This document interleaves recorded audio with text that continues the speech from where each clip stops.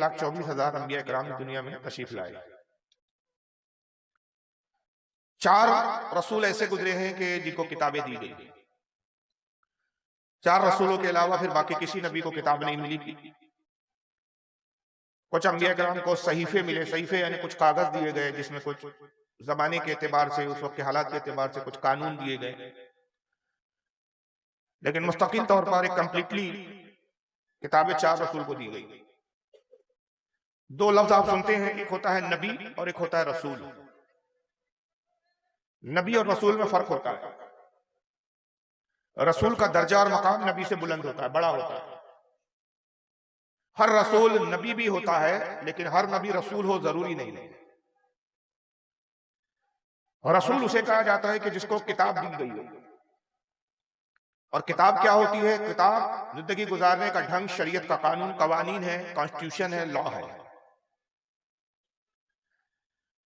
एक रसूल जब आता है उसके साथ एक किताब आती है, अल्लाह ताला उसको किताब अता फरमाता है। और उसके बाद फिर जब नबी आते रहते हैं तो वो जो रसूल उनसे पहले गुजरा उसी की किताब की तालीम को आम करते हैं, उसी की बातों को फैलाते हैं। गोया के जिस तरह आज उलमा तबलीग करते हैं, उस जमाने में वही काम अंबिया करते थे। किताब उस वक्त तक पढ़ी जाती है, उस वक्त तक अमल होता है कि जब तक किताब में तहरीफ ना हो, मतलब उसमें रद्दो बदल ना किया जाए, छेड़खानी उस किताब से ना की जाए। मगर होता यह था कि एक रसूल आता, फिर वो किताब साथ में लाता, लेकिन कुछ सालों के बाद तक, 1 सदी 2 सदी तक वो किताब ठीक ठाक चलती। लेकिन बाद में उसी फिरके के, उसी कौम के कुछ दुनियादार किस्म के मौलवी ऐसे होते कि जो किताब में कमी और पेशी कर देते, कुछ निकाल देते, कुछ घटा देते, कुछ बढ़ा देते। और घटाने बढ़ाने की नौबत इसलिए आती कि जो किताब में सजाएं दी गई होती, जिंदगी गुजारने के जो उसूल बताए थे, वो देखते कि यहाँ तकलीफ है, हमें ये इस पर अमल करना मुश्किल हो रहा है, तो उसमें आसानी कर देते, उसको घटा देते। जुर्म अगर किसी अमीर और कबीर ने किया है तो वो देखते कि ये जुर्म करने वाला अमीर और कबीर है, वो रिश्वत देता, उन मौलियों को, उन आलिमों को पैसे देता। वो पैसों की लालच और दुनियावी माल की लालच में कहते हैं अच्छा ठीक है, ये कानून हम हटा देते। तो अमीर और कबीर को सजाओं से बचाने के लिए किताब में तहरीफ कर दी जाती, कानून बदल दिया जाता। अब जाहिर है कि अल्लाह की किताब में अल्लाह की बातों में जब हेरफेर कर दी गई, तब वो हकीकत में फिर ना अल्लाह की बात रही, ना अल्लाह की किताब रही। तो फिर दूसरा रसूल भेजा जाता और फिर एक नई किताब भेजी जाती है। इस तरह 4 किताबें और 4 रसूल आए, जिसमें एक हजरत दाऊद अलैहिस्सलाम है, जिनको अल्लाह ताला ने ज़बूर अता फरमाई। एक रसूल हजरत मूसा अलैहिस्सलाम है, जो कौम बनी इसराइल की तरफ है। ये सबसे बड़ी कौम रही दुनिया में। अल्लाह ताला ने इनको तौरेत अता फरमाई। तीसरे हजरत ईसा अलैहिस्सलाम है, जिनको अल्लाह ताला ने इंजील अता फरमाई, जिसको इस जमाने में इंग्लिश में बाइबल कहा जाता है। और जब इंजील में भी तहरीफ हो गई, उसमें भी घटाया और बढ़ाया गया, तो फिर इंजील के बाद और हजरत ईसा अलैहिस्सलाम के बाद फिर हमारे आखिरी पैगंबर मोहम्मद सल्लल्लाहु अलैहि वसल्लम तशरीफ लाए और उनको फिर एक आखिरी किताब कुरान अजीम अता की गई। और रसूल को आखिरी रसूल कहा गया कि अब हुजूर के बाद कोई रसूल नहीं आएगा, कोई किताब नहीं आएगी। कुरान अजीम में रब तबारक व तआला इरशाद फरमाता है, मा काना मुहम्मदुन अबा अहदिन मिन रिजालिकुम वलाकिन रसूलुल्लाहि व खातमुन नबिय्यीन। ए लोगों आगाह हो जाओ, मोहम्मद तुम्हारे मर्दों में किसी के बाप नहीं है, बल्कि वो अल्लाह के रसूल है और नबियों में सबसे आखिर है, खातमुन नबिय्यीन है। अब इनके बाद कोई नबी नहीं आएगा। हुजूर ने जगह जगह बारहा कई मरतबा अपने असहाब से, अपने सहाबा से कहा, ला नबी आबादी, मेरे बाद अब कोई नबी नहीं, अना खातमुन नबिय्यीन, मैं आखिरी नबी हूं। यहां एक सवाल पैदा ये होता है कि जब किताब में तहरीफ होती थी तो नया रसूल आता था, नई किताब आती थी। मगर रसूलुल्लाह के बाद, हमारे नबी और पैगंबर के बाद अब कोई और पैगंबर नहीं आएगा, कोई और किताब नहीं आएगी। इसका सबब क्या है? तो गोया ये बता दिया गया कि ये दीन ऐसा है, ये नबी ऐसा है कि इसके बाद किसी नबी की जरूरत नहीं। और ये जो किताब जो भेजी जा रही है इस नबी के साथ, कुरान अजीम, दुनिया की सारी ताकत मिल जाए तो इस किताब का ज़ेरो ज़बर भी बदल नहीं सकती। चूंकि अब किताब बदली नहीं जाएंगी, इसलिए किसी नए नबी की जरूरत ही नहीं है। सवाल यह पैदा होता है कि कुरान अजीम क्यों नहीं बदला जा सकता? भाई अगर पिछली किताबें बदली गई तो इस जमाने में क्यों नहीं बदली जा सकती? क्या इस जमाने में प्रिंटिंग प्रेस नहीं है? बल्कि उस जमाने में प्रिंटिंग प्रेस नहीं होती थी, उस वक्त तो किताबें हाथ से लिखी जाती थी। अब आज तो मशीनरी का दौर है, बड़ी बड़ी मशीनें हैं, प्रिंटिंग प्रेस है, कंप्यूटर आ गए हैं, कंप्यूटर से कंपोजिंग होती है, कंप्यूटर से लिखा जा सकता है, मशीनों से छापा जा सकता है। तो फिर किताब दूसरी इसमें छेड़खानी करके नया कुरान छापा जा सकता है। इस बात पर अगर आप गौर करेंगे तो आपको एहसास होगा कि कुरान अजीम बदला क्यों नहीं जा सकता। पिछली जितनी किताबें आई, अल्लाह ताला ने किसी भी किताब की हिफाजत का जिम्मा खुद नहीं लिया, बल्कि हुआ ये कि नबियों ने अपने कौम और अपनी उम्मत के मुतालबे पर अल्लाह से किताब का मुतालबा किया। हर नबी ने अपनी कौम के लिए किताब मांगी।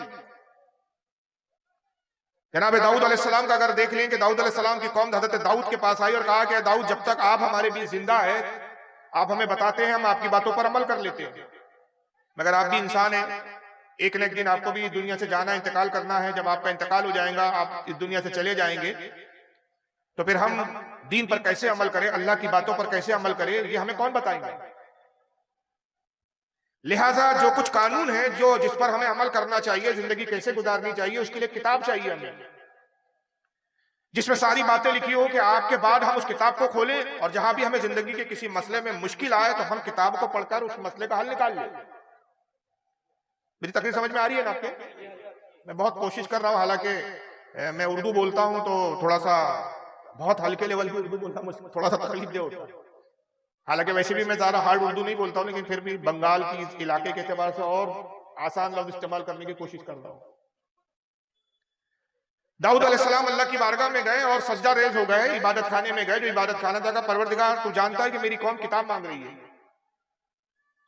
अल्लाह ताला ने फरमाया कि दाऊद, अपनी कौम से कहो कि किताब का मुतालबा मत करो, जितने कानून तुम्हें बता दिए गए बस उसको याद रखो, उस पर अमल करो। अगर किताब मांगोगे और जब हम किताब देंगे तो वो कानून तुम पर लागू हो जाएगा, नाफिज हो जाएगा। और जब एक बार कानून बन जाता है, जब तक कानून ना हो तो छूट है, कानून बन जाए तो जब कानून की खिलाफ वर्जी कोई करेगा तो वो मुजरिम होगा।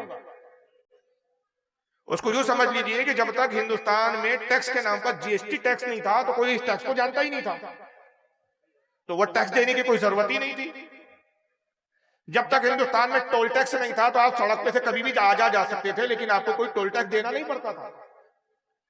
मगर जब कानून बदला, सड़कें बनने लगी, गवर्नमेंट ने जगह जगह टोल टैक्स के लिए नाके बना दिए, जीएसटी नाम का एक टैक्स लागू कर दिया, तो अब ये टैक्स आपको भरना है। अगर ये टैक्स में आप चोरी करते हैं तो कानून आप मुजरिम है, और चोरी करते हुए अगर पकड़े जाएं तो आपको सजा है।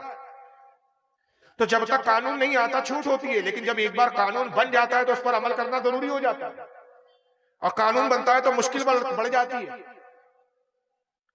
दाऊद, अपनी कौम से कहो कि किताब मत मांगो, बल्कि जितना तुम्हें बता दिया गया ज़बानी बस उतना ही याद रखो। अगर किताब मांगोगे तो फिर हम आने वाली नस्लों तक के कानून बताएंगे, कानून बढ़ जाएंगे, और उस पर फिर तुम्हारी कौम जब अमल नहीं करेंगे तो हम उनको सजा देंगे। अगर अमल करेंगे तो इनाम है, और इनाम जन्नत है, और अगर इन कानून पर अमल नहीं करेंगे तो सजा है, सजा जहन्नम है। तो इस पर खतरा है, किताब में इनाम के साथ सजा भी है। हज़रत दाऊद अलैहिस्सलाम ने अपनी कौम से कहा कि मेरी कौम, रब तबारक व तआला अल्लाह ताला ये फरमाता है कि किताब ना मांगो, मैं जितना बताता हूं उतना याद रखो। उन्होंने कहा नहीं ए दाऊद, हमें किताब चाहिए, हम चाहते हैं कि किताब होनी चाहिए हमारे बीच। वो कौम ने जिद की, और जब बहुत जिद की तो हज़रत दाऊद अलैहिस्सलाम ने कहा कि परवरदिगार, ये कौम नहीं मानती, ये किताब ही मांगती है, तो किताब मुझे अता फरमा दे। अल्लाह ताला ने ज़बूर नामी किताब हज़रत दाऊद को अता कर दी, और साथ ही बता दिया कि ए दाऊद, इस शर्त के साथ हम किताब दे रहे हैं कि तुमने मांगा है, तुम्हारी कौम ने मांगा है, तुम्हारी कौम को किताब दे रहे हैं, तुम्हारे जरिए दे रहे हैं। अब इस पर अमल करना भी उनकी जिम्मेदारी, इस कानून की हिफाजत करना भी उनकी जिम्मेदारी। अगर कानून में रद्दो बदल किया, हेर फेर किया, हम कयामत के दिन उनको जहन्नम का मुस्तहिक करार देंगे। अब पाबंदी करो, अब तुमने खुद मांगा। मगर हुआ क्या कि हजरत दाऊद अलैहिस्सलाम का जैसे इंतकाल हुआ, उनके इंतकाल के बाद फिर किताबों में छेड़खानी शुरू कर दी गई, कानून बदले गए और लिखावट को फेरा गया, हटाया गया, और जो असल ज़बूर थी वो असल ना रही, बदलकर कुछ की कुछ हो गई। मूसा अलैहिस्सलाम का जमाना आया, कौम बनी इसराइल, जो आपकी कौम थी जिसका नाम बनी इसराइल था, उन्होंने कहा मूसा हमें किताब चाहिए। अब ये जो ज़बूर है, ये ज़बूर तो वो ज़बूर ना रही जो हजरत दाऊद पे अल्लाह ने नाजिल की थी, इसमें तो छेड़खानी हो चुकी है, बदला जा चुका है। हम चाहते हैं कि नए सिरे से हमें फिर एक किताब दी जाए, नए कानून हमें नाफिज किए जाए हमारे लिए। हजरत मूसा अलैहिस्सलाम ने भी अल्लाह से अर्ज की कि परवरदिगार मेरी कौम किताब मांगती है। अल्लाह ने वही फरमाया कि मूसा अपनी कौम से कहो किताब ना मांगो। किताब लेने में रिस्क है। अमल करोगे जन्नत मिलेंगी, इनाम मिलेगा, अमल नहीं करोगे सजा होगी, जहन्नम के मुस्तहिक होगी। कौम ने जिद की और हजरत मूसा ने कहा परवरदिगार मेरी कौम नहीं मानती तो किताब ही अता फरमा दे। अल्लाह ने फरमाया कि मूसा किताब लेना है तो किताब बहुत मुकद्दस है, हम मुकद्दस किताब तुम्हें देना चाहते हैं तो एक मुकद्दस मकाम पर किताब अता करेंगे, और वो मुकद्दस मकाम कोहे तूर है।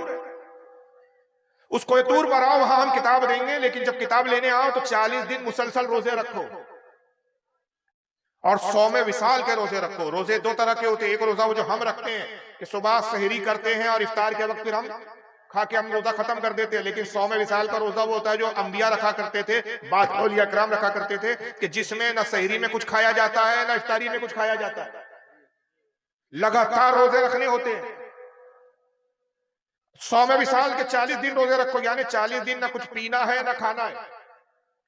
अपने पेट को, अपने अंदर के जिस्म को अच्छी तरह से साफ सुथरा कर लो, पाको साफ हो जाओ जाहिर और बाहिर से, और फिर कोई तूर पर और किताब लो।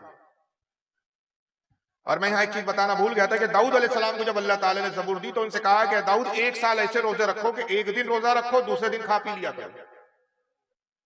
1 साल पूरी मुद्दत ऐसे रोजे से रखो, जब तुम रोजा रख के अपने बदन को जाहिर और बाहिर हर तरह से पाक सुथरा फरमा लोगे तब हम तुमको ज़बूर देंगे। दाऊद अलैहिस्सलाम ने वैसे ही रोजे रखे, 1 साल ऐसे मुसलसल रोजे रखे कि एक दिन खाते थे, दूसरे दिन रोजे से रहते थे। साल भर इसी तरह आपने रोजे रखे, गोया 6 महीने के रोजे रहे, 6 महीने आप खाते पीते रहे, और फिर ज़बूर अता की गई। जब मूसा अलैहिस्सलाम का जमाना आया तो हजरत मूसा से भी कहा गया कि 40 दिन रोजे रखो और किताब के लिए तुम कोहे तूर पर आओ। हजरत मूसा अलैहिस्सलाम 40 दिन रोजे रखते हैं और कोहे तूर पर पहुंचे, और यकबारगी एक साथ एक ही वक्त में, अलग अलग वक्त नहीं, एक ही वक्त में तौरेत नामी किताब आपको दे दी। मगर इस किताब के साथ भी उनके चाहने वाले, उनके मानने वाले, उनकी उम्मतों ने यही सुलूक किया कि किताबों में हेर फेर शुरू कर दी। जब तक वो जिंदा रहे किताब पर अमल होता रहा, उनका इंतकाल और विसाल हुआ, किताबों में से बातें निकाली जाती रही। ईसा अलैहिस्सलाम का जमाना आया, जब तक तौरेत पूरी तरह बदली जा चुकी थी। अब तौरेत वो तौरेत नहीं थी जो अल्लाह ताला ने जैसी नाजिल की थी। ईसाइयों ने हजरत ईसा से कहा कि ईसा मसीह हमें भी एक किताब चाहिए। जनाब ईसा मसीह अल्लाह की बारगाह में अर्ज़ करते, रब्बे कायनात मेरी कौम भी किताब मांगती है, मुझे भी एक किताब अता फरमा। अल्लाह ने फरमाया पिछली कौमों ने किताबों के साथ बड़ी बदसलूकी की, उन्होंने किताबों के साथ छेड़खानी की और अपने आप को जहन्नम का मुस्तहिक बना लिया। मैं आगाह करता हूं कि ईसा, अगर तेरी कौम किताब चाहती है तो किताब पर अमल करेंगी तो इनाम है, किताब से रूगर्दानी करेंगी, किताब से हटकर अमल करेंगी, किताब को नहीं मानेगी तो जहन्नम है। मगर कौम नहीं मानी, जिद पर अड़ी रही कि ईसा मसीह हमें किताब तो चाहिए। हज़रत ईसा अलैहिस्सलाम ने अर्ज़ किया रब्बे कायनात मेरी कौम नहीं मानती, मुझे किताब ही दे। अल्लाह ने फरमाया कि ईसा तुम भी रोजा रखो, 1 साल मुसलसल रोजे रखो और यरूशलेम आओ जो तुम्हारी पैदाइश की जगह है। वो यरूशलेम जहां 60,000 से ज्यादा अंबिया किराम मदफून है, ये मुकद्दस जगह है, मुकद्दस मकाम है। उस मुकद्दस जगह आओ ताकि हम एक मुकद्दस किताब तुम्हें इंजील अता करें। जनाब ईसा अलैहिस्सलाम गए और इंजील दी गई, और साथ में यही शर्त लगाई गई किताब पर अमल करना है, तहरीफ करोगे जलील और खार कर दिए जाओगे, जहन्नम के मुस्तहिक बनोगे। और वही हुआ कि ईसाइयों ने भी कुछ अरसे तक तो इंजील पर अमल किया और उसके बाद इंजील में तहरीफ शुरू हो गई, इंजील भी बदल दी गई। और फिर उसके बाद हमारे नबी मोहम्मद सल्लल्लाहु अलैहि वसल्लम तशरीफ लाए। लेकिन कुर्बान जाइए, हर नबी ने, हर उम्मत ने किताब मांगी थी, हमारे आका ने किताब नहीं मांगी।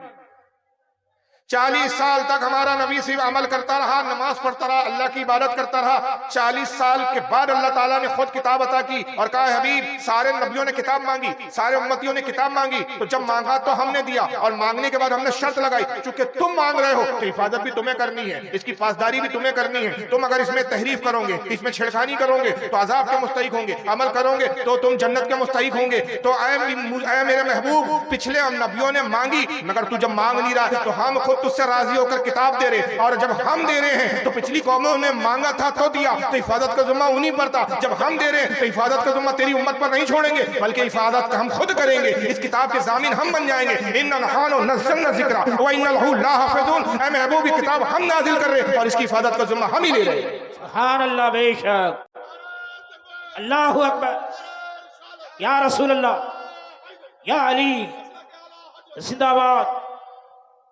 तो परवरदिगार आलम ने खुद कुरान की हिफाजत का जिम्मा ले लिया। जब उसकी हिफाजत का जिम्मेदार परवरदिगार आलम है तो दुनिया की कोई ताकत उसका ज़ेर ज़बर भी नहीं बदल सकती जी। और नबी पाक सल्लल्लाहु अलैहि वसल्लम को जब किताब दी गई तो ये नहीं कहा गया कि नबी रोजे रखो तो आओ, ऐ नबी 100वें विसाल के रोजे रखो और फिर कोहे तूर पर आओ तो किताब देंगे, ऐ नबी रोजे रखो और यरूशलेम आओ तो किताब देंगे, ऐ नबी रोजे रखो और उसके बाद इबादत गांव में आओ तो किताब देंगे। नहीं, ऐ महबूब, पिछले नबियों की बात और है, तेरी बात और है। पिछले नबियों ने जब किताब मांगी तो हमने खास मकाम पर उनको बुलाया, लेकिन ऐ महबूब, तुझसे हमें इतनी मोहब्बत है कि हम तुझे किताब लेने बुलाएंगे नहीं, बल्कि जहां तू होगा वहां हम किताब भेज देंगे। तू मदीने में होगा, किताब वहां भेजेंगे। तू मक्का में होगा, किताब वहां भेजेंगे। तू मैदान बद्र में होगा, किताब वहां भेजेंगे। तू मैदान उहद में होगा, किताब वहां भेजेंगे। तू खैबर में होगा, किताब वहां भेजेंगे। हद तो ये है कि तू अपनी बीवी आयशा के पहलू में होगा, किताब भी वहां भेजेंगे। सुभान अल्लाह, बेशक, नारे तकबीर, नारे रिसालत, मसलके आला हज़रत इस्लाम, नारे तकबीर, नारे रिसालत। तो महबूब को किताब लेने नहीं बुलाया गया, जहां महबूब होता था वहां किताब नाज़िल होती। ऐसी अजीम रुतबा किताब, ज़ालिकल किताबु ला रैब फीह। ए महबूब, वो बुलंद रुतबा किताब जिसमें शक की कोई गुंजाइश नहीं। इसमें हिदायत है, हुदल लिल मुत्तकीन, इसमें हिदायत है परहेजगारों के लिए। तेरी उम्मत परहेजगार है, जमानत दे दी कि पिछली उम्मतें परहेजगार नहीं थी इसलिए किताबों में तहरीफ कर दी। ए महबूब, तेरी उम्मत हिदायत याफ्ता होंगी, हिदायत पाएंगी, इसलिए कि परहेजगार और मुत्तकी उम्मत है। ऐसी अजीम किताब, ऐसा अजीम रसूल हमें अता किया गया। और किताब क्या है, कुरान अजीब क्या है? चूंकि अब कुरान कयामत तक के लिए किताब है, अब कोई किताब नहीं आ रही, आना है तो कयामत तक के जितने मसाइल सबका हल कुरान में अल्लाह ने बयान फरमा दिया। हर चीज का जिक्र कुरान में है। कुरान में खुद कहता है हबीब, ये आखिरी किताब, अब इसके बाद किसी किताब की जरूरत नहीं। तो इसका आलम ये, वला रद्मी वला याबिसिन इल्ला फी किताबिन मुबीन, कोई खुश्क चीज, कोई सूखी चीज और कोई गीली चीज दुनिया में ऐसी है ही नहीं जिसका जिक्र हमने इस किताब में ना कर दिया। हर चीज का जिक्र हमने इस किताब में किया। मगर मैंने अर्ज किया कि हो सकता है कि आज प्रिंटिंग प्रेस का दौर है, आज कंप्यूटर का दौर है, टेक्नोलॉजी का दौर है। एक शख्स खड़े हो गए, कहीं हम चैलेंज करते हैं कुरान को, कैसे कह सकते हो कि किताब नहीं बदली जा सकती? हम बदल के दिखाएंगे। हम एक कुरान छाप के ला रहे हैं। एक साहब बैठ गए कंप्यूटर पर, कंपोजिंग शुरू किया, उन्होंने बदलना शुरू किया। कहा देखो कुरान में अल्हम्दुलिल्लाहि रब्बिल आलमीन, रब्बिल आलमीन उसको कर दिया रब्बल आलमीन। ये लीजिए फारूक साहब, आपकी बात का चैलेंज हमने कबूल किया। आपने कहा जेर जबर नहीं बदल सकते, हमने जबर बदल दिया, जेर से जबर कर दिया। जहां पेश है हमने जबर लगा दिया, जहां जबर है वहां जेर पेश लगा दिया। भाई बदला नहीं जा सकता? बदला जा सकता नहीं, बदला बिल्कुल जा सकता। बदल रहे हैं कुछ लोग। अरे भाई, कल कोई प्रिंटिंग प्रेस से ऐसी किताब, ऐसे कुरान नहीं छापा जा सकता इसमें रब्बिल आलमीन की जगह रब्बुल आलमीन कर दिया जाए, अल्हम्दुलिल्लाह की जगह अल्हम्दुलिल्लाह कर दिया जाए, जेर कर दिया जाए पेश की जगह। अब आपके भाई इससे माना बदल रहे, अरे हमें इसके पर माना बदले चाहे बदले ना बदले, हमें से क्या लेना देना? आप तो कहते ना जेर हटा सकते ना जबर हटा सकते, हमने लीजिए जेर जबर हटा दिया। इसका जवाब यह होगा कि तुम नादान हो, तुम जाहिल हो, तुमने किताब की हिफाजत का मतलब ही नहीं समझा। तुमने किताब कागज को किताब समझ रखा है, तुमने स्याही को इंक को किताब समझ रखा है, तुमने प्रिंटिंग को किताब समझ रखा है। अरबी जबान में हिफाजत के लिए बहुत सारे जुमले होते हैं, हाफिज भी आता है, हफीजुन भी आता है। कुरान अजीम की चाहता तो ये भी कहता है कि इन्ना नहानो, हम इसका हमने नाजिल, नहानो नज़्ज़लना जिक्र, हमने जिक्र को हम ही नाजिल किया। व इन्ना हफीजुन, हम ही इसकी हिफाजत करने वाले। हफीज भी आ सकता था, हफीज नहीं फरमाया अल्लाह ने, हाफिजुन। और हाफिजुन का मतलब क्या है? हाफिज की जमा है हाफिजुन। तो अल्लाह फरमा रहे हैं कि इस किताब की हिफाजत का जिम्मा ऐसा है कि तुम कागज बदल सकते हो, तुम स्याही बदल सकते हो, तुम इंक बदल सकते हो, तुम हुरूफ बदल सकते हो, लेकिन हमने कुरान अजीम को इस उम्मत के हाफिजों के सीने में ऐसे उतार दिया, कागज बदले जा सकते जो सीने पे नक्श हो गया, उसको कैसे बदलोगे? जी बेशक, सुभान अल्लाह। और ऐसा हमने इस कुरान को मोजेज़ा बनाया कि बच्चे बच्चे के सीने में ये उतर जाता है। दुनिया में कोई कुरान के अलावा ऐसी किताब नहीं कि जिसका पूरा हाफिज हो और उस कौम का बच्चा भी उसको हिफ्ज करते हुए नजर आए। जी अरे हमारे यहाँ तो ऐसे ऐसे हाफिज पैदा करके अल्लाह ताला ने अपने कुरान अजीम को, अपने नबी के मोजिज़े को जाहिर किया कि पैदा होने वालों में एक बच्चा पैदा हो रहा है, और जब वो 3 साढ़े 3 साल का बच्चा उम्र को पाता है, माँ हाथ पकड़ती है, एक उस्ताद के पास ले जाती है, कहती है उस्ताद मोहतरम मेरे बच्चे को पढ़ाइए। बच्चे से उस्ताद कहता है बेटा पढ़ो बिस्मिल्लाहिर्रहमानिर्रहीम, तो बच्चा पढ़ना शुरू करता है बिस्मिल्लाहिर्रहमानिर्रहीम अल्हम्दुलिल्लाहि रब्बिल आलमीन अर्रहमानिर्रहीम मालिकि यौमिद्दीन इय्याका नअबुदु व इय्याका नस्तईन इहदिनस सिरातल मुस्तकीम सिरातल लज़ीना अनअमता अलैहिम गैरिल मग़दूबि अलैहिम। बच्चा पढ़ता रहा अलिफ लाम मीम ज़ालिकल किताबु ला रैब फीह, उस्ताद झूमता रहा, बच्चा पढ़ता रहा, 17 पारे बच्चे ने पढ़े और खामोश हो गया। सुभान अल्लाह। उस्ताद ने कहा बच्चे और पढ़ो, कहा बस इससे ज्यादा मैं नहीं पढ़ सकता। कहा बच्चे तुम्हारी माँ तो ये कहकर लाई है कि इसे कुरान पढ़ाओ, तुम तो पढ़े लिखे हो, तुम तो पढ़े पढ़ाए हो, तुम तो हाफिज कुरान हो, बताओगे 17 पारे किससे पढ़े? कहा मैंने किसी से नहीं पढ़े, दर हकीकत मेरी वालिदा मोहतरमा खुद हाफिज कुरान है। जब मैं अपनी माँ के शिकम में था वो घर के कामकाज करती थी, कुरान की तिलावत करती थी, मैं अपनी माँ की कुरान की तिलावत को शिकम में सुन के याद कर लिया करता था। यहाँ तक कि जब वो 17 पारे तक पहुंची मेरी विलादत हो गई, मेरी पैदाइश हो गई। खुदा की कसम अगर मैं अपनी माँ के शिकम में और कुछ दिन रहता और पारे करके आता, उस्ताद माँ के पेट से 17 पारे पढ़ कर आयो, आगे बढ़ाना तुम्हारा काम है। सुभान अल्लाह, सुभान अल्लाह, सुभान अल्लाह। कौन है ये बच्चा? ये हमारे गौसे आजम शेख अब्दुल कादिर जीलानी रज़ी अल्लाह ताला। सुभान अल्लाह। ऐसी हिफाजत की कि हमने माँ पेट बच्चों के सीनों में भी इस कुरान को उतार दिया। छोटे छोटे बच्चे हिफ्ज कर रहे हैं इसको। ऐसी हिफाजत का जिम्मा लिया अल्लाह ताला। यही वजह है कि आज दुनिया चाहती है कुरान को बदले, लेकिन वो हैरान है कि हम कुरान को बदले तो कैसे बदले? हम कागज बदल देंगे लेकिन हमारी चोरी पकड़ी जाती है, क्योंकि लाखों करोड़ों इसके हाफिज कुरान है। अरे हाल तो यह है कि अभी रमजान का महीना आएगा, तरावी शुरू होगी, एक हाफिज साहब खड़े हैं पढ़ा रहे हैं, गलती से जेर में भी गलती हो जाए तो पीछे लुकमा देने वाले खड़े हैं। जेर नहीं बदल पा रहा है, जबर नहीं बदल पा रहा है। जब ज़बान से जेर और जबर नहीं बदले जा सकते तो कागजों में बदल के करोगे तो क्या करोगे? यही वजह है कि स्वामी सज्जन ने एक शख्स गुजरा है, शुद्धिकरण तहरीक बनाई थी उसने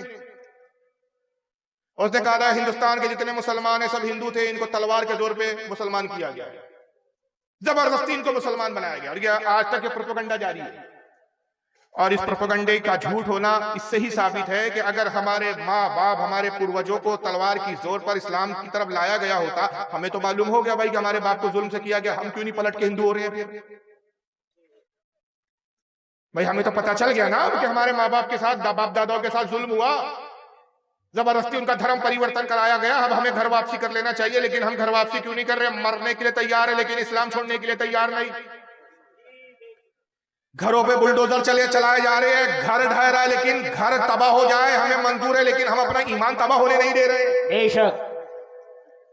हमारी मॉब लीचिंग हो रही है वो हमें गवारा, लेकिन हम इस्लाम छोड़ने के लिए तैयार नहीं। इसकी वजह क्या है? तो वजह यही है कि यकीनन हमारे पूर्वजों ने जुल्म की बुनियाद पर इस्लाम कबूल नहीं किया, इस्लाम की खूबियों को, इस्लाम को समझकर इस्लाम कबूल किया। इसी वजह से आज हम इस्लाम से मोहब्बत करते हैं। अगर हमारे वालिदैन को, हमारे बाप दादा को, हमारे पूर्वजों को अगर वाकई जुल्म की बुनियाद पर बदला जा चुका होता, आज हिंदुस्तान का सारा मुसलमान दोबारा अपने हिंदुइज्म और दूसरे मजहब पे जा चुका होता। जी हमारा ना लौटना इस बात की दलील है कि हमने इस्लाम की हक्कानियत को जानकर समझकर कबूल किया।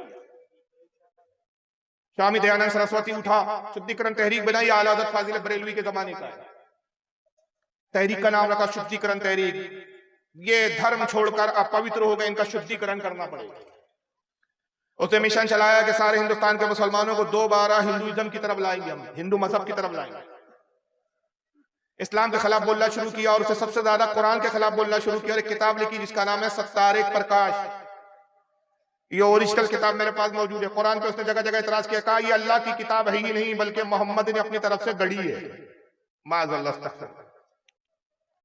मौलाना नईमुद्दीन मुरादाबादी रहमतुल्लाह ताला अलैह आला हज़रत के खलीफाओं में थे, खुलफा में से थे। और जो आला हज़रत का तर्जुमा कुरान छपता है कंजुल ईमान, उस पे जो तफसीर छपती है मौलाना नईमुद्दीन साहब की छपती है। हज़रत अल्लामा सैयद नईमुद्दीन मुरादाबादी रहमतुल्लाह अलैह ने एक मरतबा इसको चैलेंज किया और एक जगह मुठभेड़ हो गई। एक गांव में दयानंद सरस्वती पहुंचा, हजरत को पता चला, हजरत भी पहुंच गया और 20 जलसे में जाके स्टेज पर घेर लिया। कहा कुरान के खिलाफ तुम बहुत बोल चुके, बहुत भोग चुके, आओ मुनाजरा करो। उसने कहा मौलवी साहब मुनाजरे से क्या होगा, सिर्फ बहस होती है, मुबाहिसा होता है, हल नहीं निकलता। आपने कहा चलो मुनाजरा छोड़ो, मैं तुमको एक चैलेंज करता हूं, उसको कबूल कर लो। मैं सिर्फ तुम्हारे ही मजहब की किताबों को चैलेंज नहीं करता, बल्कि दुनिया में जितनी किताबें, जितने मजहब की किताबें सब ले आओ। हम भी कुरान ले आते हैं, तुम अपने ग्रंथों को ले आओ, तुम अपनी रामायण को लाओ, तुम अपनी महाभारत को लाओ, तुम अपनी जो है गीता को लाओ, तुम अपने पुराणों को लाओ, तुम अपने जो है यजुर्वेद, सामवेद, अथर्ववेद लाओ, जितने तुम्हारे वेद है उनको ले आओ, सारी मजहबी किताबें तुम लाओ। हम भी कुरान लाते हैं, इंजील भी लाओ, तौरेत भी लाओ, जबूर भी लाओ, सारी किताबें लाओ और सारी किताबों को समंदर के हवाले कर दो। और जब सारी किताबें खत्म हो जाए दुनिया से, तो हर मजहब के मानने वाले से कहो अब अपनी किताब दोबारा लिखो। तो हम दावे से कहते हैं कि अगर दोबारा लिखने के लिए कहा जाएगा तो सिर्फ कुरान ही एक ऐसी किताब है जो दोबारा लिखी जा सकती है, बाकी दुनिया की कोई किताब दोबारा लिखी नहीं जा सकती। बेशक। इसलिए कि कुरान वो किताब है जो बच्चों के सीने में उतार दी गई। सुभान अल्लाह। दुनिया की कोई किताब ऐसी नहीं कि जो सीने में उतारी गई।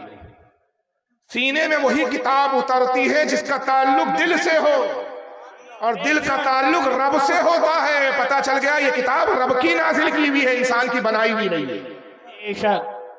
दुनिया की बाकी जितनी किताबें सबके लिखने वाले इंसान, मगर कुरान वो है जो कलाम इलाही है।